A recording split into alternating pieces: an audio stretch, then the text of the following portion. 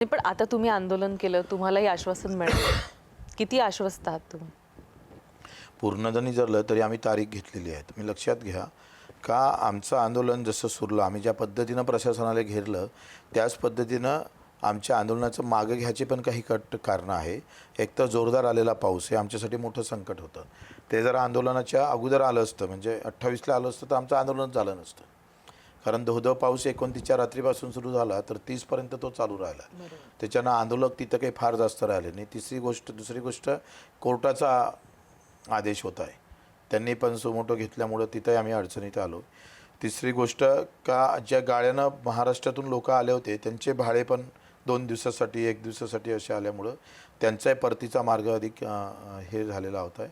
आणि चौथी गोष्ट अशी का ज्या आंदोलनात येणारे आजूबाजूचे शेतकरी आहे हे पोलीस प्रशासनानं पूर्ण थांबवले होते. आम्ही काय होतं आहे का 30 तारखेला कोण येणार, 29ला कोण येणार याची जिल्ह्याची विभागणी करून दिली होती. त्याच्यामुळं तो मोठा एक प्रॉब्लेम झाला आहे. म्हणजे हे कारणं झाल्यामुळं मीटिंग नाही झाली असती तरी व्यवस्था अशी झाली होती का अर्धे पावसानंच आमचा गेम केला होता. या सगळ्यामध्ये आम्ही मीटिंग जर घेतली तर आंदोलन चालू राहील आणि आम्ही मीटिंगला गेलो. मीटिंगला गेल्यानंतर आता ज्या बोंबा मारतात का तुम्ही इतकी लांबची तारीख का आली, हे काही चॉकलेट दिलं का तुम्हाला, सरकारनं फसवलं का, तर आम्ही सांगतो आम्ही सरकार फसलं आमच्यामुळं. आम्ही म्हणत होतो आत्ता माफ करा, सरकार म्हणतं आता आमची आर्थिक व्यवस्था नाही आहे. उद्या जर आचारसंहिता लागली तर बजेटच्या अधिवेशनामध्ये सुद्धा, डिसेंबरच्या अधिवेशनामध्ये सुद्धा पण ह्या तांत्रिक बाबी आहेत ना, शिवाय बजेटरी प्रोव्हिजन्स आहेत, त्यामुळे हे आर्थिक वर्ष संपल्यानंतरच पुढची प्रोव्हिजन बरोबर हे राईट होतं. त्याच्या गोष्टी काही आम्हाला पण समजून चुकल्या होत्या. पण तुमची माणसं बाहेर येऊन म्हणायला लागली की मुख्यमंत्री वैतागले, मुख्यमंत्री तर फोटो दाखवत आहेत, खेळीमेळीचं वातावरण होतं. काय घडलं होतं बच्चू कडू? नाही, मुख्यमंत्री काय आहे, मुख्यमंत्री या बाबतीत खूप हुशार आहे.